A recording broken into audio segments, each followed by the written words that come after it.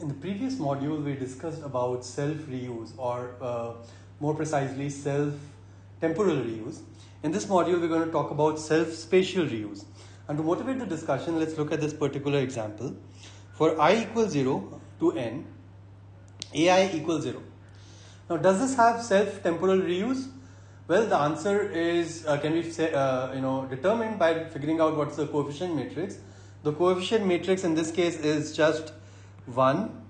The rank of this coefficient matrix is 1, and the dimensionality of the coefficient matrix is also 1. And so the dimensionality of the loop iteration space is also 1. And so there is no reuse because the dimensionality of the loop iteration space is also the same as the dimensionality of the axis. Both are 1. So there is no self-reuse. But if I ask the question, is there self-spatial reuse? The answer is yes, because if I bring A0 into the cache, then A1, A2, A3 up to the whatever is the cache line size are also in the cache. And so if I access A1, then it's going to hit the same cache line. So multiple accesses are hitting the same cache line, even though they are not hitting the same memory location. And so we want to somehow characterize self-spatial reuse. So in this particular example, this example does not have self-reuse, self-temporal reuse, but it does have self-spatial reuse, and we want to identify whether a given piece of code has self-spatial reuse or not. How are we going to go about doing this? Here's another example to motivate the discussion further. So for I equals 0 to n, for j equals 0 to m, aj equals 0. Does this have self-reuse, self-temporal reuse? The answer is again no, because if I look at the coefficient matrix, it just comes out to be 0, it comes out to be 1, 0, 1, 1, 0 for ij, right? Because it's j comma I. And the rank of this matrix is 2, and the dimension of the loop iteration space is also 2. The rank is the same as the dimension of the loop iteration space, so there is no self-reuse. But if I ask the question, is there self-spatial reuse? The answer depends on whether two cache lines can be, the same cache line can be accessed multiple times across different points in the iteration space. And so the answer is actually yes, because if I look at iteration points, let's say 0, 1 and 0, 1 and 1, 1. Okay. So 0, 1 and 1, 1 are going to access elements 1, 0 and 1, 1 in the array space, because I is 0, and so I'm using I comma j notation. So I, in the first case, I is 0, j is 1. In the second case, I is 1 and j is also 1. So in the first case, the access is going to be to location j comma I, which is 1, 0. So this is access. And in the second case, the access is going to be to j comma I, which is 1, 1. Now 1, 0 and 1, 1 are adjacent elements in my matrix, assuming row major form. And so 1, 0 and 1, 1 are adjacent. In other words, they are hitting the same cache line. Now, and so there is the same cache line is being accessed across different iterations of this loop nest. And so yes, there is self-spatial reuse. So the answer here is yes. Notice that self-spatial reuse or self-reuse is different from spatial locality or temporal locality, all right? So for example, the distance between accesses to the same cache line may be very large. For example, the distance between 0, 1 and 1, 1 is order n. So the iteration order, recall that the order of execution of the iteration space is basically the ascending lexicographic order. So I'm going to first execute 0, 1, then I'm going to execute 0, 2, 0, 3, 0, 4, 0, 5, all the way till 0, n minus 1. And then I'm going to come to 1, 0, 1, 1, 1, 2, 1, 3. So the distance between accesses to the same cache lines is pretty large, right? So the reuse distance is very high. But that does not mean that there is no reuse. There is reuse, just that the reuse distance is high. In other words, there is self-spatial reuse. There is no spatial locality. All right. So locality is a stronger requirement than reuse. Locality requires that there is reuse and the reuse distance is small. then we say there is spatial locality. Right now we are not really talking about locality, we are talking about only reuse. Is there reuse? And so the answer in this particular example is yes, there is reuse, because the same cache line is going to be accessed for different different points in the iteration space, even though the different points may be very far apart in execution order. Okay. Now, to be able to reason about self-spatial reuse, we basically want to have some notion of capturing what is the size of a cache line. And so we're going to use an approximation, all right? Because we don't want to make our analysis too complex. We want to have some kind of first order approximation to be able to figure out whether there is reuse or not. And so we basically consider two arrays to share a cache line if and only if they differ only in the last dimension of a d-dimensional array. In other words, we assume that the entire last dimension fits in a single cache line. So all the n elements in the last dimension fit in a single cache line.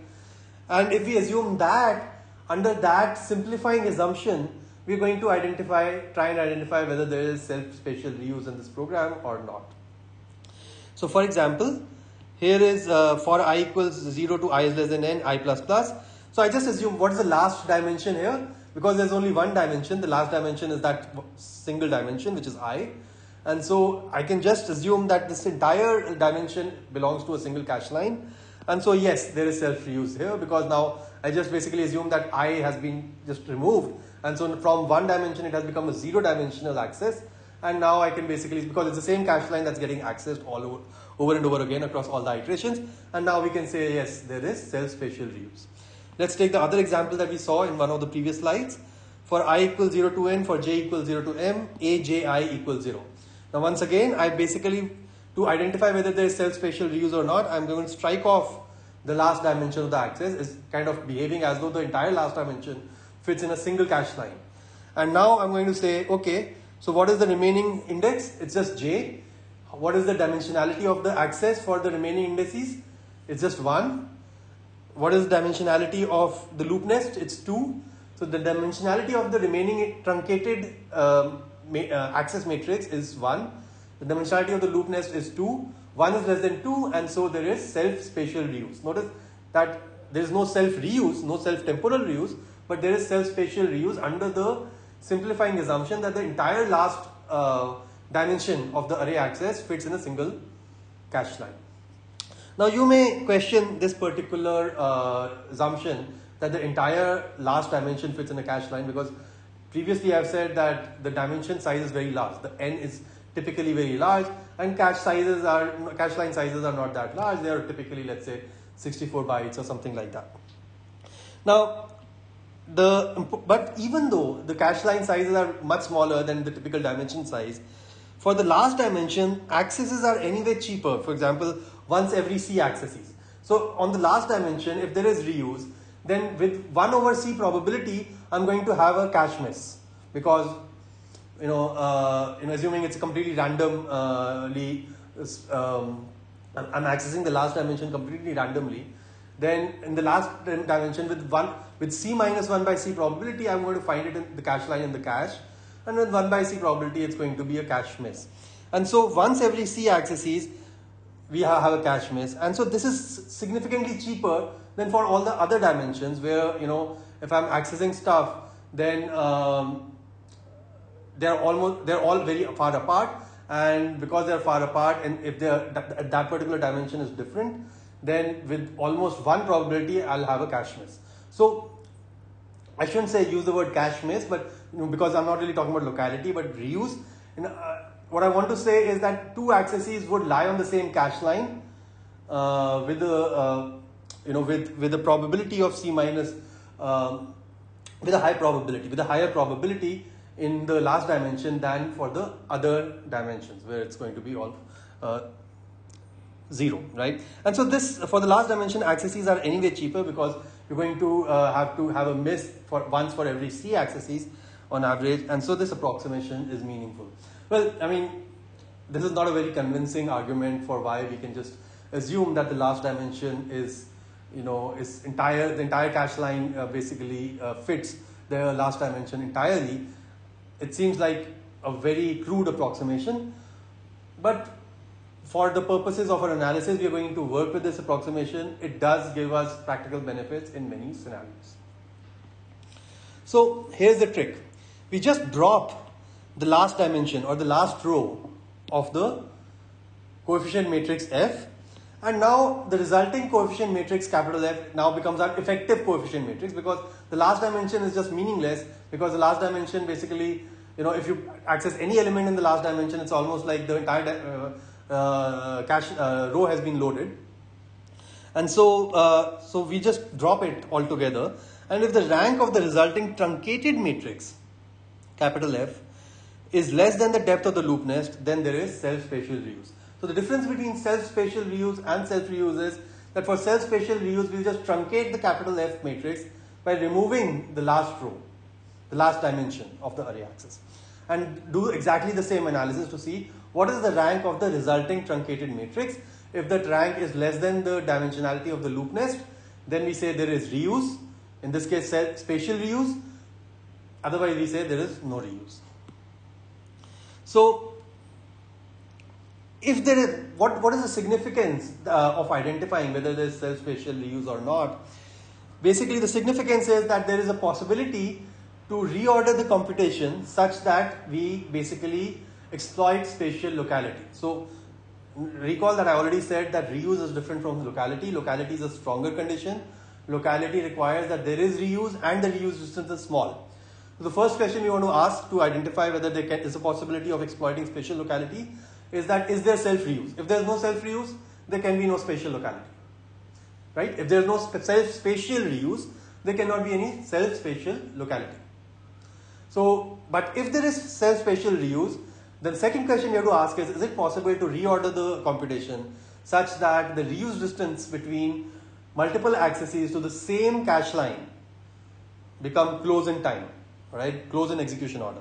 So once we have determined that there is self-spatial reuse, we have determined that it may be possible, we are not guaranteed, it may be possible to reorder computation so that the innermost loop varies only in the last coordinate of the array, in which case we, if we are able to do that, then we are able to exploit spatial locality.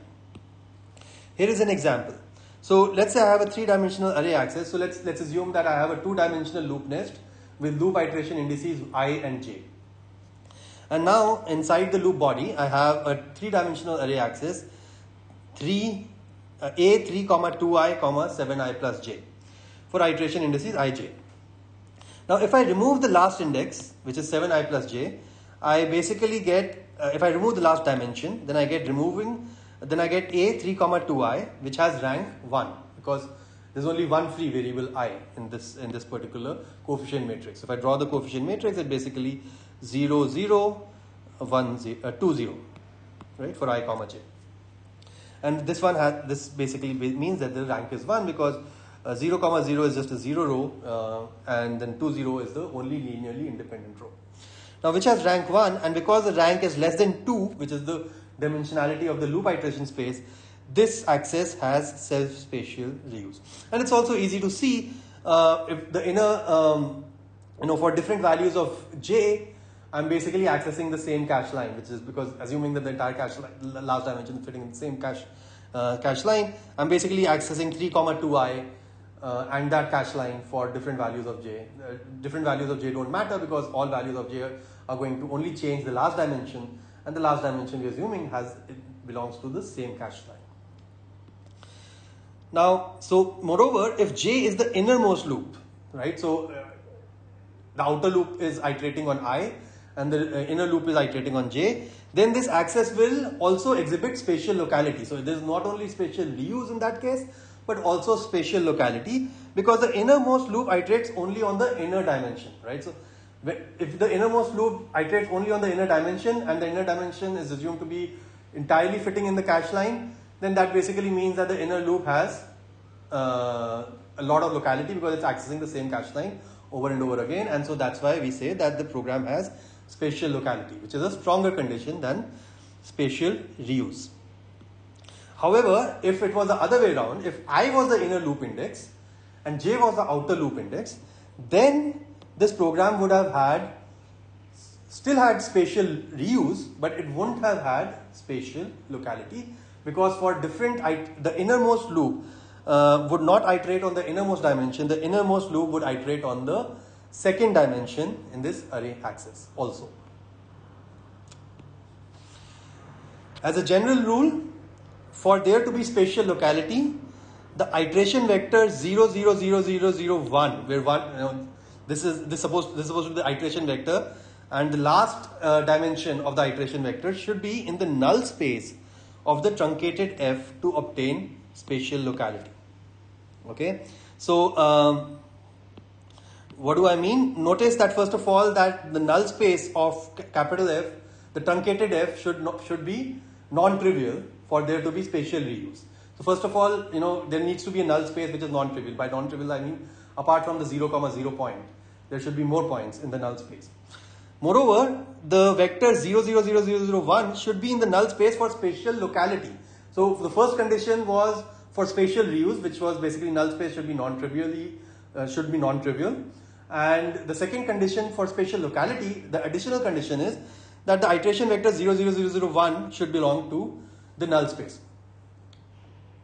What is the intuition behind this condition? Well, basically it's encoding the fact that the innermost loop is iterating on the last dimension. Okay, so the iteration of the innermost loop has no consequence on all the other dimensions. That's what it means, right? Because all the other dimensions, they're going to remain constant irrespective of what I do in the last iteration. That's one kind of informal way of specifying it, but this is a more formal way of specifying it, that the iteration vector 0, 0, 0, 0, 1 should belong to the null space of the truncated matrix F to obtain spatial locality. So for example, in the example that we have seen, if I is the innermost index, then 0, 1 does not satisfy this requirement. Okay, so 0, 1 does not satisfy this requirement. What is the null space of the iteration of the truncated matrix capital F? So firstly, what is the truncated matrix capital F? It is nothing but, for the first element it's just 0, 0, for the first dimension because it's just 3, and for the second dimension here, for the first dimension it's just 0, 0, the coefficient matrix, and for the second dimension the coefficient matrix is 2, 0. Okay, that's if I basically use I comma j. On the other hand, if I use j comma I, so I was the inner loop index, then the coefficient matrix would be 0, 0 and 0, 2. Now notice that in this case 0, 1 is in the null space, because if I multiply this by 0, 1 I get a null vector. Whereas in this case 0, 1 is not in the null space, whereas this is null. So in other words, if I is the inner loop index, so this is I is inner and here j is inner. So if j is inner, then this loop exhibits spatial locality. If I is inner, then this loop does not exhibit spatial locality. In either case, the loops exhibit spatial reuse. Here are some more examples. A3, 2i, I plus 7j. Does this have spatial reuse? The answer is going to be found by first removing the last dimension completely. What do I get? Once again, I'm assuming a two-dimensional loop nest on I comma j. So notice that for reuse, I don't really care about the order of I comma j. It doesn't really matter which one is inner and which one is outer. It's only for locality that it matters. So for locality, the order of iteration space matters. For reuse, the order of iteration space does not matter. So in this case, I'm only talking about reuse. So I'm not really specified what's the order of I and j with respect to each other. So now the remaining truncated matrix is 3, 2i. What is the rank of this remaining truncated matrix? It's 1. And so the answer is yes. It has self-spatial reuse. Now let's look at this. In this case, I remove the last dimension again. The remaining truncated matrix is 2i, I plus 7j. What is the rank of the coefficient matrix in this case? Well, it is 2 because both these two dimensions are linearly independent. The dimensionality of the axis is 2. The dimensionality of the loop iteration space is also 2, I comma j. And so the answer here is no. It does not have self-spatial reuse. Let's look at the third example. Here again, I remove the last dimension. I look at the other two dimensions. What is the rank of this truncated matrix? It's 1, because if I fix one of the dimensions, the other dimensions just follow. It's just going to be equal. And so the rank of the dimension is of the axis is 1, which is less than 2, and so it has self-spatial reuse. So here's the summary. The first array axis has self-spatial reuse. The second array axis does not have self-spatial reuse. The third array axis also has self-spatial reuse. And it would have had self-spatial locality if I was the innermost loop index. Because if I was the innermost loop index, then 0, 1 would be part of the null space of this particular coefficient matrix, and then there would be spatial locality. On the other hand, if I was not the inner loop index, if I was the outer loop index, then 0, 1 would not be a part of the null space. In fact, 1, 0 would be a part of the null space, but that's a different matter. 0, 1 will not be a part of the null space, and so this particular loop program, while would have spatial reuse, would not have spatial locality.